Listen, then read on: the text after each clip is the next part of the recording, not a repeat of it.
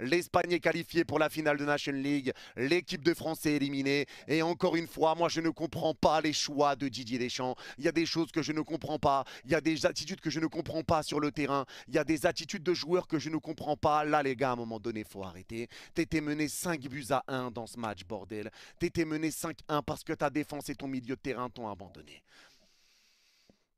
Moi, je comprends pas. Comment Deschamps peut partir avec une composition de départ, avec Kaloulou sur le côté droit, alors qu'il n'y a pas Var sur le banc?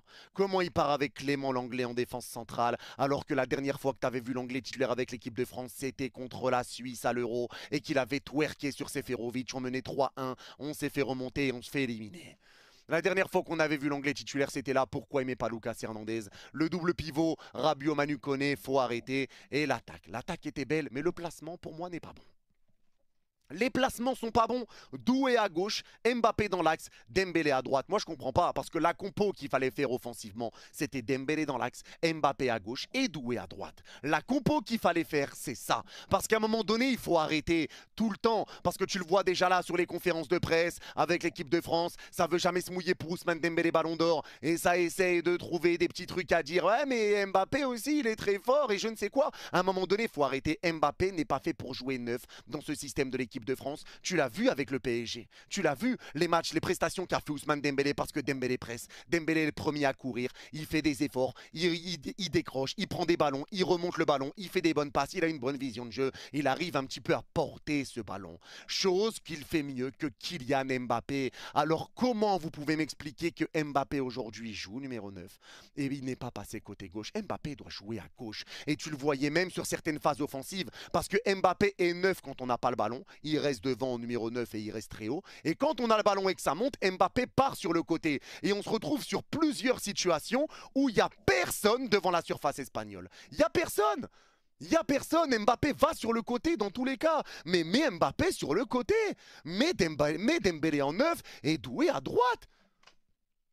Face au Portugal ce week-end, l'Espagne s'est gérée, elle a gagné aujourd'hui 5-4 face à la France. Franchement, entre vous et moi, les Français ne se sont pas gérés. Ils n'ont pas été bons, ils n'ont pas du tout été bons. Ils ont mis 4 buts dans ce match-là, mais moi je vais en parler, je vais vous dire les 4 vérités, ce qui s'est réellement passé. C'est une équipe de Didier Deschamps, moi je me pose des questions. Depuis le match aller la dernière fois, lors de la trêve du mois de mars face à la Croatie, lors du match aller face à la Croatie, ils ne s'étaient pas gérés, ils n'avaient pas été bons. Les choix de Didier Deschamps avaient été contestés et sur le terrain, la France s'était fait taper. Au match retour, il s'est réajusté. Aujourd'hui, on arrive, on voit la France qui joue face à l'Espagne.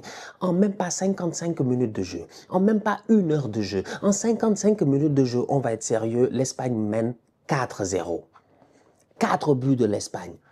4 buts de l'Espagne en 55 minutes de jeu. Aujourd'hui, les Français n'ont été que l'ombre d'eux-mêmes pendant une grande partie de ce match-là. Et aujourd'hui, je suis désolé, je suis obligé de commencer par Didier Deschamps parce qu'en termes de talent dans cette équipe-là, il y a beaucoup de talent. C'est difficile de venir et d'attaquer les boys à gauche et à droite comme ça, gratuitement. Parce qu'à un moment donné, une équipe, ça se travaille. Je sais pas, il y a un travail qui se fait. L'équipe, elle a une philosophie de jeu. On sait comment les gars, ils vont jouer. On a une certaine idée. Surtout que Deschamps, ça fait longtemps, il est là. C'est pas comme si Deschamps, il est là depuis 1 mois, depuis 2 mois, depuis 3 mois, depuis 1 an, depuis 2 ans, depuis 3 ans. Deschamps, ça fait depuis Mathusalem, il est là, franchement. Donc, s'il y a quelqu'un qui a des philosophies qui doivent être claires dans sa tête, c'est bien Didier Deschamps. Mais force est de constater que j'ai l'impression qu'en ce moment, il ne fait qu'une chose, c'est du tâtonnement.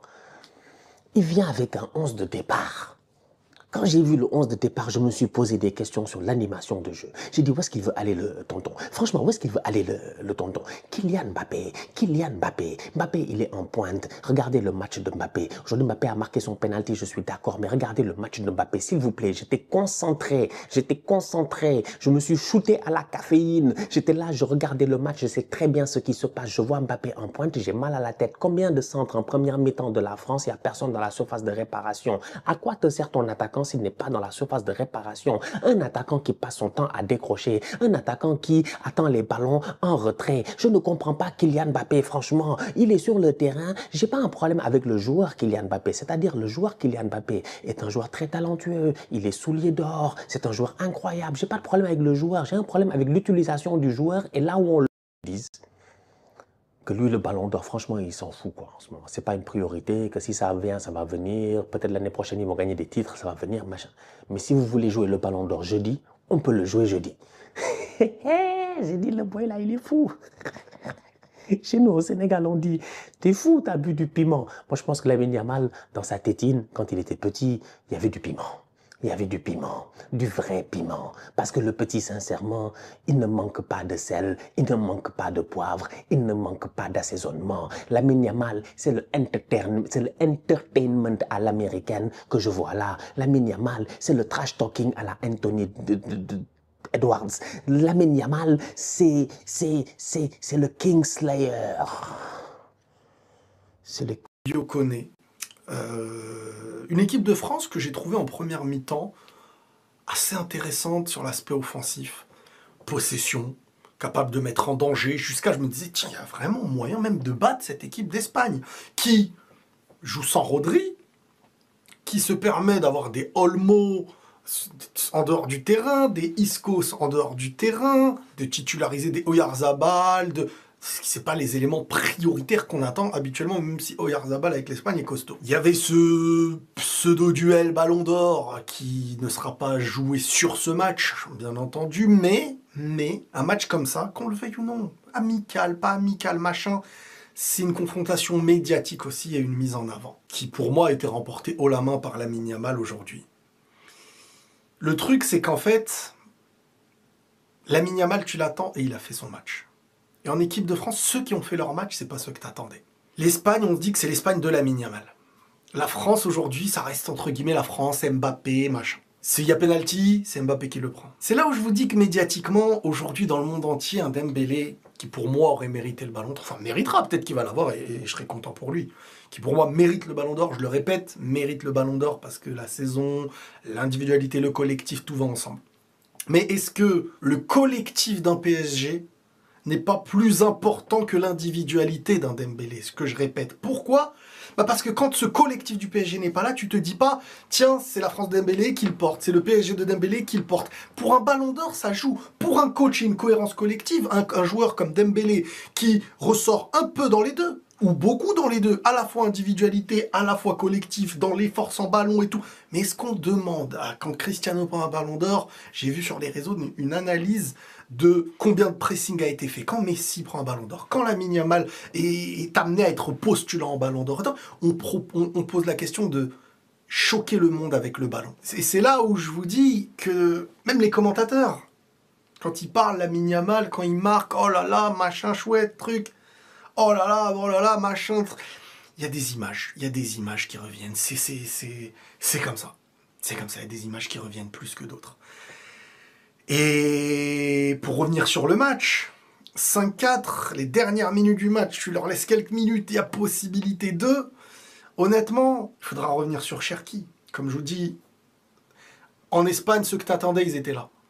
Ceux qui ont fait du bruit, ils étaient là. Mais, en équipe de France, l'entrée de Cherki... Franchement, je ne veux pas vous mentir, je ne m'attendais pas du tout à ça de la part du joueur. Je ne pensais pas qu'il était capable, sur un premier match... contre l'Espagne, mené 5-1, il te met un but de malade. Et il te trouve 2 passes clés. Une décisive et une qui mène au but directement derrière sur l'action. Il me fait penser à Messi. Attention, dans ce que je veux dire, c'est qu'à chaque fois qu'il a le ballon, il peut se passer quelque chose. Il sait casser les lignes et avoir le timing. Le gars est un génie. Et il va être mal du haut de ses 17 ans et qui les fait souffrir toute la saison en club, en sélection.